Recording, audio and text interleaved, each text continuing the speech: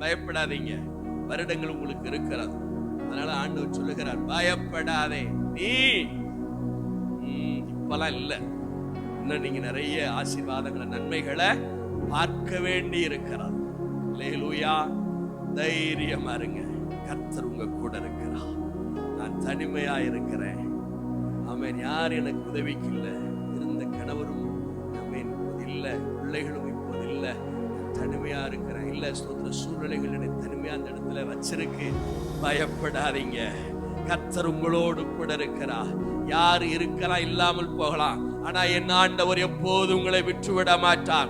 என் ஆண்டவர் உங்களை எப்போதும் கைவிட மாட்டார். என் ஆண்டவர் எப்போதும் உங்களோடு கூடவே இருப்பார். நீங்க நடந்தாலும் படுத்தாலும், நீங்கள் எழுந்திருந்தாலும் உட்கார்ந்தாலும், எல்லா நேரத்திலையும் கர்த்தர் உங்க கூடவே இருக்கிறார். அவர் உங்களோடு கூட எப்போதும் இருப்பார். கர்த்தர் உங்க கூட இருந்து நீங்க தூங்குறத அவர் பார்த்து ரசிக்கிறார்னு நான் சொல்லுவேன். அவர் தூங்குவதும் இல்லை, கண்ணை மூடி அப்படிங்கிறல்ல, பார்த்துட்டே இருக்கிறார்.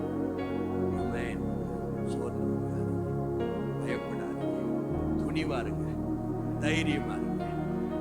இதெல்லாம் என்கிட்ட இல்லப்பா, துணிவா இல்லை, தைரியமா இல்லை, கர்த்தரை துணி உள்ளவர்களாக, தைரியம் உள்ளவர்களாக மாற்றும்படி கர்த்தருடைய கரம் கூடவே இருக்கு.